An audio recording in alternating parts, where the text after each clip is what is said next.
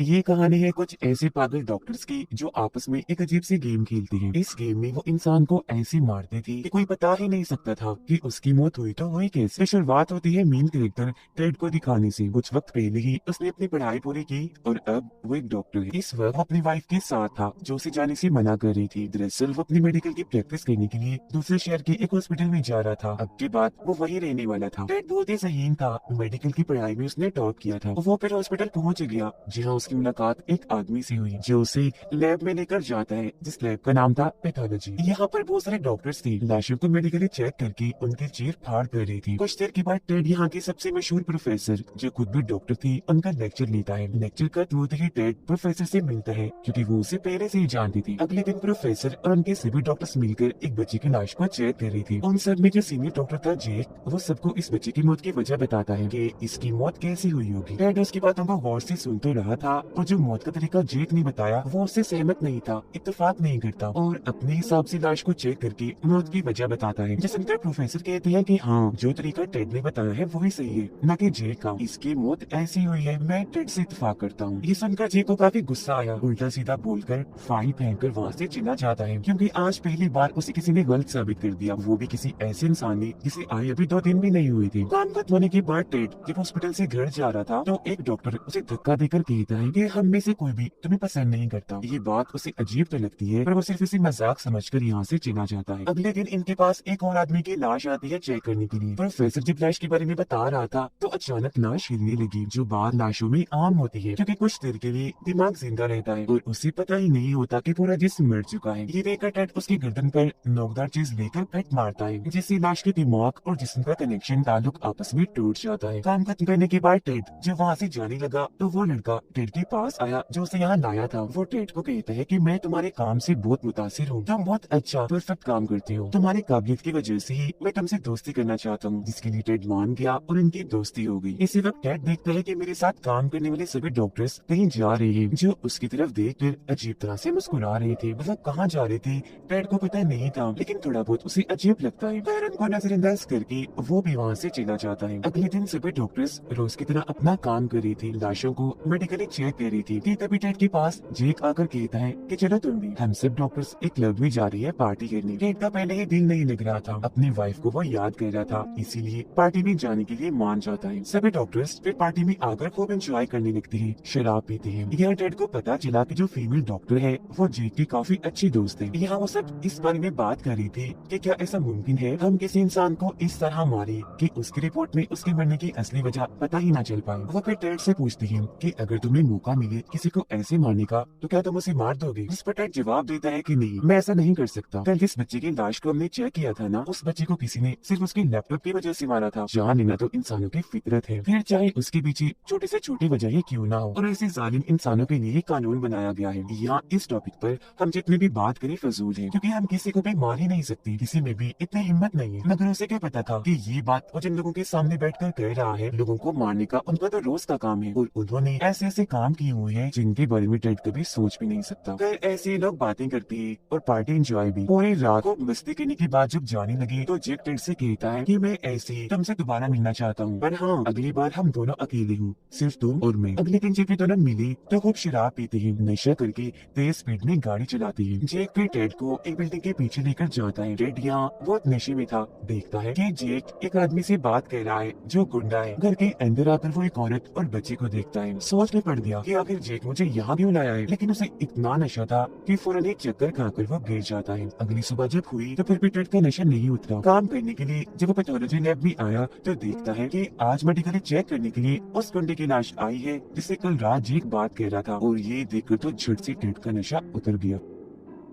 फिर सारे डॉक्टर्स मिलकर उस गुंडे की मौत की वजह प्रोफेसर को बताने लगते हैं। जेक चुपचाप उन सबकी बातें सुन रहा था क्योंकि इस गुंडे का खून उसने ही किया था और वो ये बात जानता था कि यहाँ कोई भी डॉक्टर उसकी मौत की असल वजह नहीं बता पाएगा। फिर तभी आगे टेड आया और बताता है कि इस आदमी के सर पर वार किया गया है, पर हमला करने से पहले इसे जहर दिया गया। यहाँ वो जहर का नाम भी बताता है, ये कहते हुए कि मारने वाले ने ये जहर इसलिए दिया क्योंकि वो जानता था कि किसी भी लैब में इस जहर के बारे में पता नहीं लगवाया जा सकता, किसी भी रिपोर्ट में इस जहर की जाँच नहीं होगी। सबसे पहले इसे जहर दिया गया, फिर मारने वाले ने 7 घंटे तक इंतजार किया, जिसके बाद उसने 18 बार इसके सर पर वार किया और फिर जाकर इसे गोली मारी। ये सब सुनकर जेक टेड से मुतासिर तो हुआ, पर उसे काफी गुस्सा भी था कि ये इतना जहीन क्यों है, कैसे सब पता लगवा लिया। इसीलिए वो गुंडे का दिल उठाकर टेड के ऊपर फेंक कर मारता है। फिर जेक टेड को काम खत्म करने के बाद मिलने के लिए बुलाता है। टेड जब गया तो जेक उसे हॉस्पिटल के बेसमेंट में लेकर जाता है, जो 100 साल पुरानी थी। वहाँ उसे गुंडे की लाश पड़ी हुई थी। टेड उसे कहते हैं, क्या दिखाने लाई हो इधर? मैं जानता हूँ तुमने इसे मारा है। जेक बोला कि क्या फर्क पड़ता है, इस शहर में तकरीबन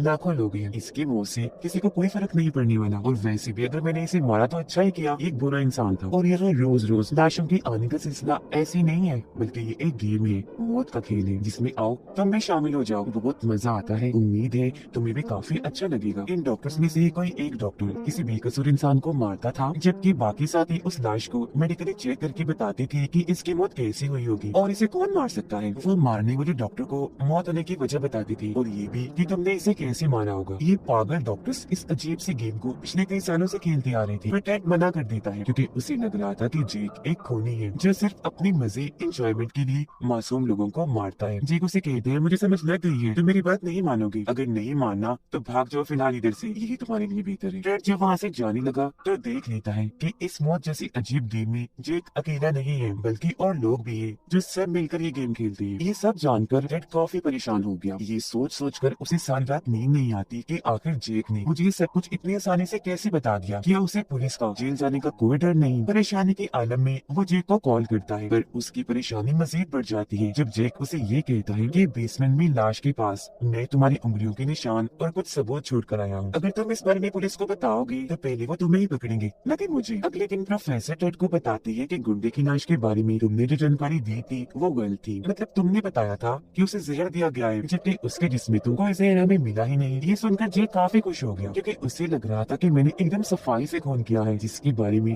कोई बता ही नहीं सकता कभी। पर टेड उसे अकेले में मिलता है और कहता है कि अब मैं सच बताता हूँ, तुमने ये कत्ल कैसे किया होगा। उसे मरा हुआ समझकर हॉस्पिटल लाया गया था, हालांकि वो जिंदा था। फिर तुमने जिंदा ही उसकी चीर फाड़ कर दी, फिर बेसमेंट में ले जाकर 18 बार उसके सर पर वार किया, जिससे उसकी मौत हो गई। ये सुनकर तो जेक के होश उड़ गए क्योंकि टेड सही था और उसने जेक को पकड़ लिया। इसके बाद हम देखते हैं कि टेड परेशान रहने लग गया था क्योंकि वो जान गया था कि मैं पागलों के बीच में रहकर काम कर रहा हूँ। एक दिन जब वो अकेला बैठा था तो जेक की दोस्त यानी फीमेल डॉक्टर उसके पास आकर पूछती है, क्या तुम इस गेम में हमारे साथ खेलोगे? पर जब टेड कुछ नहीं बोलता तो वो उसे एक पर्ची देते हुए कहती है कि ये हमारे हॉस्पिटल में आया नया केस है, अब इसे तुम देखोगे। फिर जब टेड लैब जाता है तो वहाँ एक जख्मी आदमी को लाया गया था जिसने पहले अपनी वाइफ और 2 बच्चों को गोली से मार दिया और बाद में अपने जान लेने की भी कोशिश की, पर किसी तरह वो बच गया, जिसकी हालत काफी खराब थी। यहाँ टेड को जेक की कही एक बात याद आती है कि कुछ लोगों को जीने का कोई हक नहीं है और वो लोग हैं बुरे लोग जो गलत काम करते हैं। इसीलिए उस आदमी के मुंह में अपना वॉलेट घुसा कर उसका मुंह बंद कर देता है ताकि वो चिल्ला न सके। फिर जहर वाला इंजेक्शन कान में लगाकर उसकी जान ले लेता है। उसे ऐसे करते हुए जेक ने देख लिया था, इसीलिए वो टेड को कहता है कि हो सकता है आज रात तुम्हें नींद ना आए, तुम बार बार टीवी पर खबरें देखोगे कि कहीं मेरे बारे में कोई खबर तो नहीं। ये तो नहीं बताया जा रहा कि टेड ने ये खून किया है, लेकिन धीरे धीरे तुम्हें इस बात का एहसास होगा कि इसके मुंह से किसी को कोई फर्क ही नहीं पड़ा और बस उस दिन के बाद तुम सबसे अलग इंसान बन जाओगे, बिल्कुल हमारे जैसे किसी से ना डरने वाले, बेखौफी लोगों को मारने वाले, फिर चाहे वो अच्छे लोग हो या मासूम लोग। जिसके बाद टेड भी उनकी गेम का हिस्सा बन जाता है। एक रात वो लोग नशा करके इस गेम को खेल रहे थे और आपस में अजीब तरह की हरकतें कर रहे थे। टेड अपनी आंखों से ये सब देख रहा था। बेशक ये चीज अजीब थी, मगर अब उसे भी इस गेम में मजा आने लगा था। अगले दिन जब उसकी आंख खुली तो वो देखता है कि सारे लोग मुझे बेसमेंट में ही छोड़कर चले गए हैं। वो भागकर फौरन ऊपर आया, देखता है कि सब लोग अपना काम ऐसे कर रहे हैं, इतने नॉर्मल है जैसे कल रात कुछ हुआ ही ना हो। अब जो जेक की दोस्त थी फीमेल डॉक्टर, वो टेड के काफी करीब होती जा रही थी। अपने साथ वो टेड को एक आदमी के घर लेकर जाती है और बताती है कि ये आदमी मेरा बाप है जिसने बचपन में मेरे और मेरी मॉम के साथ बहुत गलत किया और अब इस गेम में मरने की अगली बारी इसकी है। मैं चाहती हूँ इसमें तुम मेरी मदद करो। ये कहते हुए वो रोने का नाटक करती है। टेड को भी लगने लगा कि इसके साथ जरूर बहुत गलत हुआ है, तो साथ देने के लिए वो मान गया। वो उस आदमी के मुंह में एक केमिकल डाल देता है जो इतना ठंडा था कि उसके फेफड़े जमकर पत्थर बन जाते हैं। फीमेल डॉक्टर ये देखकर जोर जोर से उसे मुक्के मारकर सारी हड्डियां पसलियां तोड़ देती है, जिससे वो इतना तड़पा कि मौके पर ही उसकी मौत हो जाती है। फिर उसकी लाश को चेक करने के लिए लैब में लाया गया ताकि पता कर सके कि इसकी मौत कैसे हुई और इसे मार कौन सकता है। इस केस में खोने को पकड़ना और मौत की वजह ढूंढना जेक के लिए कोई बड़ी बात नहीं थी। वो ये तो जानता था कि इसे मेरे दोस्त फीमेल डॉक्टर ने ही मारा है, पर हैरान भी था कितने लंबे चौड़े ताकतवर आदमी को एक लड़की अकेली भला कैसे मार सकती है। उसे शक हो रहा था, इसीलिए वो टेड के पास आकर पूछता है, कहीं इस वाले गेम में तुम चीटिंग तो नहीं कर रही, क्योंकि सभी डॉक्टर्स को अपने अपने मरीजों को खुद मारना है बगैर किसी की मदद लिए, तो कहीं तुमने उसका साथ तो नहीं दिया। टेड हंसकर उसे मना कर देता है कि नहीं नहीं भाई, ऐसा कुछ भी नहीं है जो तुम सोच रहे हो। जो सुनकर जेक वहाँ से जाने लगा कर कहता है, अच्छा आखिरी बात, कहीं मेरे दोस्त ने तुम्हें भी तो अपने डैड की झूठी कहानी तो नहीं सुनाई, क्योंकि उसकी आदत है, वो सभी के साथ ऐसा करती है। ये सुनकर टेड हैरान रह गया क्योंकि समझ चुका था कि जेक के दोस्त ने मेरे साथ झूठ बोला है। गुस्से में वो उसके पास गया और धमकाने लगता है कि अब तो तुम झूठ बोल गई मेरे साथ, मगर आइंदा ऐसा मत करना, अच्छा नहीं होगा। इसके बाद टेड उनके साथ मिलकर वो सारे लोगों को मारता भी है और मिलकर सभी लाशों को चेक भी करता है, जिसमें बाकियों की तरह उसे भी बहुत मजा आ रहा था। वो लड़का जो उसे यहाँ लाया था, जो उसका दोस्त था, उसे एहसास होता है कि टेड का बर्ताव पहले से अब काफी अजीब हो रहा है। वो अब मेरे साथ ना रहकर जेक के साथ रहता है। एक दिन प्रोफेसर टेड के पास आकर पूछते हैं कि तुम काफी उलझे हुए लग रहे हो, तुम्हें कोई मदद चाहिए, क्योंकि टेड अपने काम में ही इतना मसरूफ था, उसे इतना मजा आ रहा था कि वो अपनी असल जिंदगी पर ध्यान ही नहीं दे रहा था। टेड कहता है, नहीं तो ऐसी तो कोई बात नहीं है, सब ठीक है, और वैसे अगर आपको मैं थोड़ा बहुत उलझा हुआ लग रहा हूँ तो मैं अपनी वाइफ से मिलने जा रहा हूँ, ठीक हो जाएगा फिर तो सब। फिर टेड जब अपने घर आता है तो उसे वहाँ जेक की दोस्त दिखती है जो उसके जाने से थोड़ा उदास थी, लेकिन फिर भी टेड अपनी वाइफ के पास आ ही जाता है कुछ दिन गुजारने के लिए। उसकी वाइफ भी साफ साफ देख पा रही थी कि टेड थोड़ा बदला बदला सा है, लेकिन टेड उसका ध्यान भटका देता है कि ऐसा कुछ नहीं है और सब कुछ उससे छुपा कर रखता है, कुछ भी नहीं बताता। अब जब उसके वापस जाने का वक्त आ गया तो उसकी वाइफ भी साथ जाने की जिद करती है। टेड उसे साथ जाना तो नहीं चाहता था, पर उसकी बार बार जिद करने पर वो मना भी नहीं कर पाया। वापिस आकर जब टेड के घर आए तो वहाँ खून के निशान थे। अब इससे पहले कि उसकी वाइफ देखती, टेड सारे निशानों को साफ कर देता है, लेकिन फिर भी वहाँ टेड की वाइफ को नशे के पैकेट्स मिल जाते हैं, जिस बारे में वो सवाल जवाब करने लगती है कि ये क्या है, तुम नशा करने लग गई हो। जिस पर टेड कहते हैं, अरे नहीं नहीं, रख दो इसे, ये मेरा नहीं है, कल रात मेरे दोस्तों ने आकर यहाँ पार्टी की थी, शायद गलती से वही भूल गई होंगी। फिर अगले दिन ये दोनों पार्टी में जाते हैं जहाँ पर जेक और बाकी के लोग भी आए हुए थे। जेक की दोस्त जब टेड की वाइफ को देखती है तो उसे जलन होने लगी, इसीलिए वो अपना मूड खराब करके सबसे अलग चली जाती है और किसी से भी बात नहीं करती। ये चीज जब जेक ने देखी तो उसे काफी गुस्सा आया, क्योंकि वो जान गया था कि इसके और टेड के बीच में जरूर कुछ ना कुछ तो है, हालांकि ये मेरी दोस्त थी। हालात बिगड़ते देखकर टेड अपनी वाइफ को लेकर चला जाता है, जिसके बाद सभी के सामने जेक अपने दोस्त पर भड़कने लगता है और उसे उल्टा सीधा बोलकर वहाँ से चला जाता है।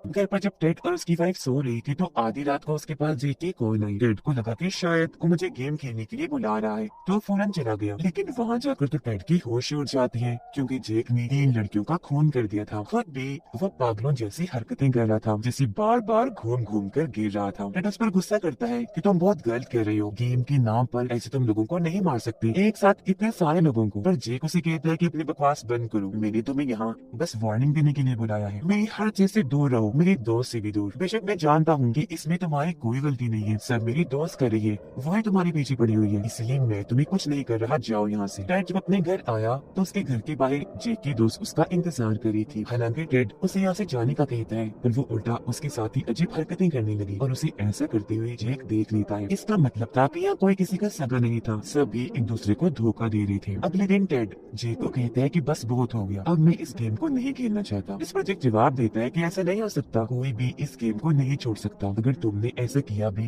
तो तुम्हें जेल हो जाएगी। वो टेड को यहाँ धमकी दे रहा था। आगे कहते, अच्छा छोड़ो इन बातों को, कल हम जिस लाश को चेक करने वाले हैं ना, उसमें तो मुझे बहुत मजा आएगा, लेकिन वो लाश तुम्हें हैरान कर देगी। इसीलिए टेड अकेला ही बेसमेंट में आता है, क्योंकि उसने अब इस सबका खात्मा करने का इरादा कर लिया था। अगले दिन टेड के अलावा वो सारे लोग इकट्ठा होते हैं और टेड को अपने रास्ते से हटाने का सोचने लगते हैं। तकरीबन सभी लोग इस बात से सहमत थे कि उसे मार ही देना चाहिए। आज वाली लाश पर से जैसे पर्दा हटाया जाता है तो हम देखते हैं कि वो और कोई नहीं बल्कि जेक की दोस्त फीमेल डॉक्टर थी, जिसे जेक ने मार दिया था। उसे देखकर कोई हैरान नहीं था, यहाँ किसी को भी उसके मरने से कोई फर्क नहीं पड़ रहा था, पर उसकी लाश को काट कर चेक करने के लिए ये जैसे ही लाइट्स जलाते हैं, अचानक ही वहाँ काफी बड़ा धमाका हो जाता है, जिससे हर तरफ आग लग जाती है। आग में जलने से सभी की मौत हो जाती है। अब ये सारा प्लान टेड का था, इसीलिए वो उस वक्त उन लोगों के साथ नहीं था। प्रोफेसर आकर टेड को इस हादसे के बारे में बताते हैं और ये भी कि हमें अंदर से 4 लाशें मिली है। 4 सुनकर टेड के होश उड़ गए, क्योंकि वहाँ 4 नहीं 5 लाशें होनी चाहिए थी, क्योंकि अंदर 5 लोग थे, जिसका मतलब था कि उनमें से एक अभी भी जिंदा है